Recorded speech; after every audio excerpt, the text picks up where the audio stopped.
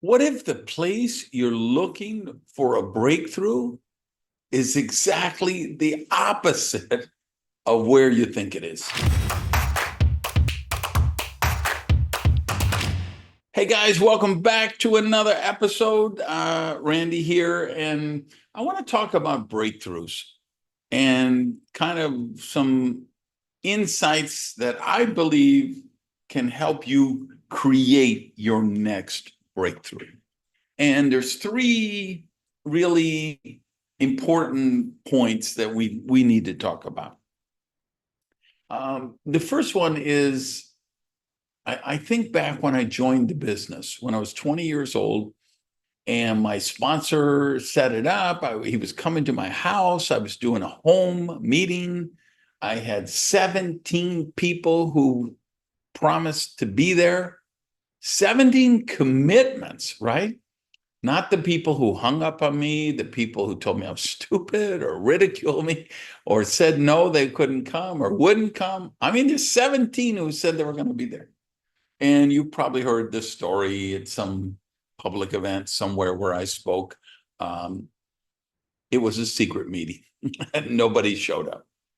And that was a seminal moment in my career because I decided the way I saw it, the way I reframed it to myself was that I was the most ambitious person I knew.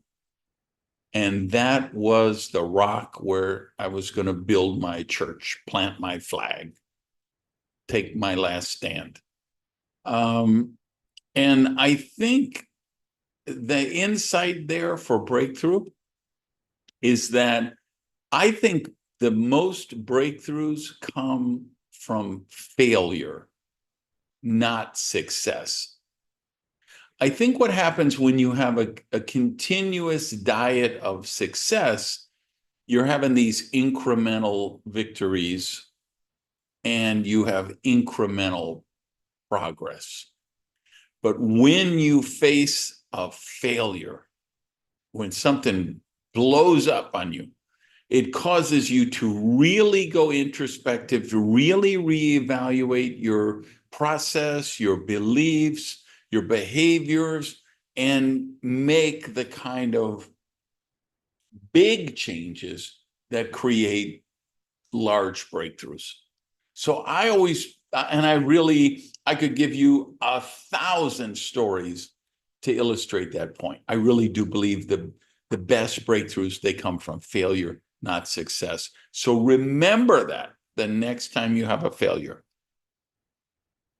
The second story that comes to mind is when I was young in the business, maybe 7, 8 years, having a little success, making some money, which for me, when making $700 a month, $1,000 a month, and this is back in the day, that was a big deal for me. I mean, that made a huge difference in my life. So I was working my way up, but I hadn't done the internal work.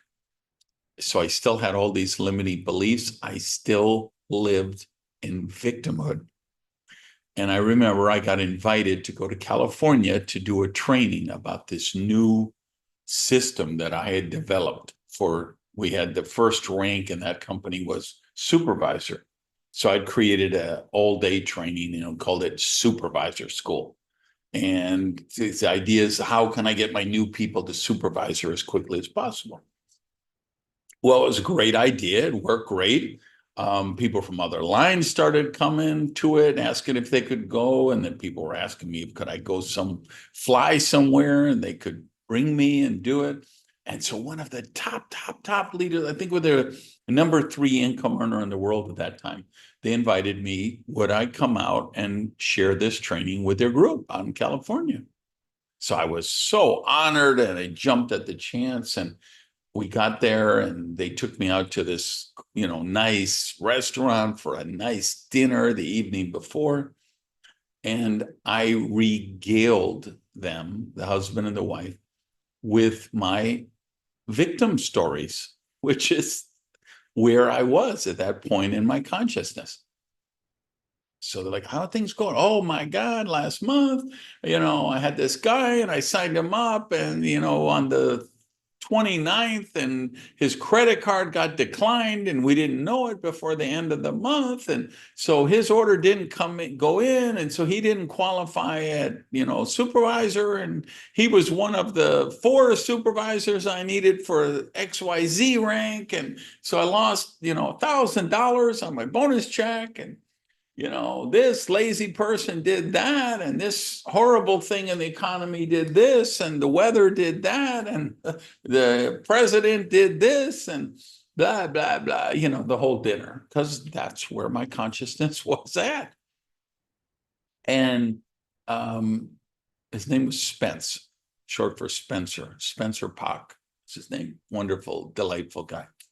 So we finished the dinner. And we go out to his car. He had this beautiful red Mercedes convertible.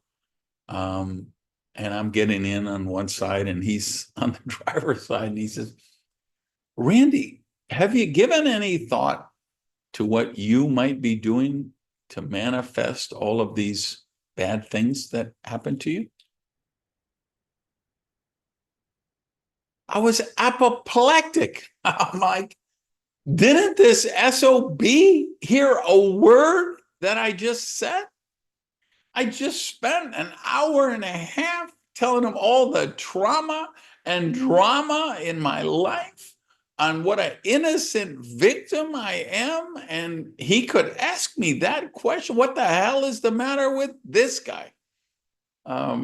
So I was just grinding my molars for 3 days, trying to be polite and answer, but I'm like just apoplectic inside.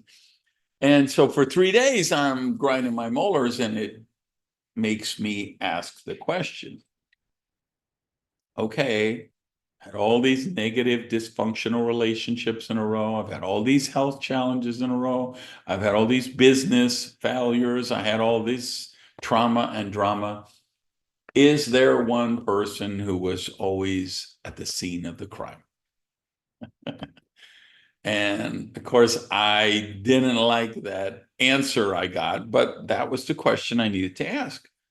And I think the insight it provides us in terms of breakthroughs is the breakthroughs come from internal sources, not external sources.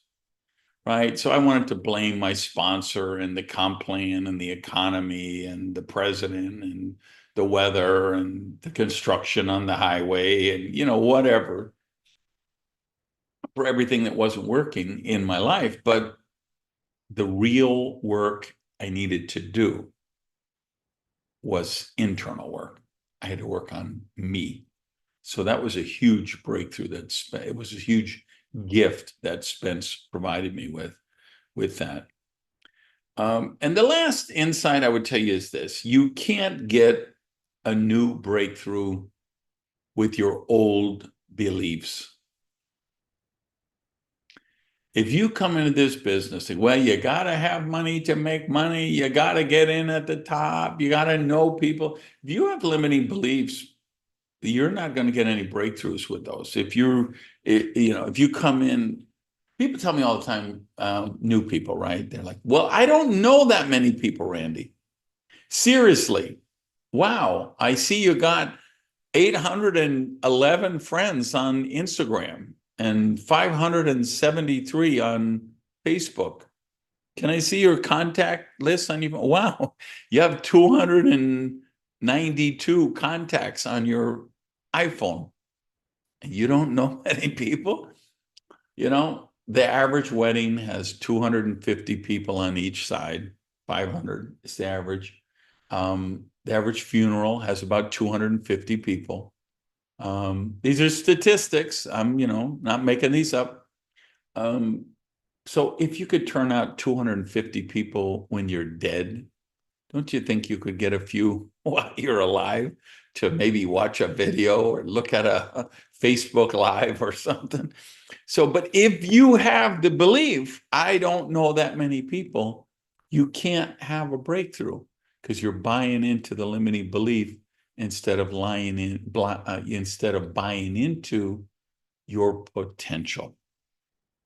So please allow yourself that breakthrough. And remember, it's going to come more from failure than success.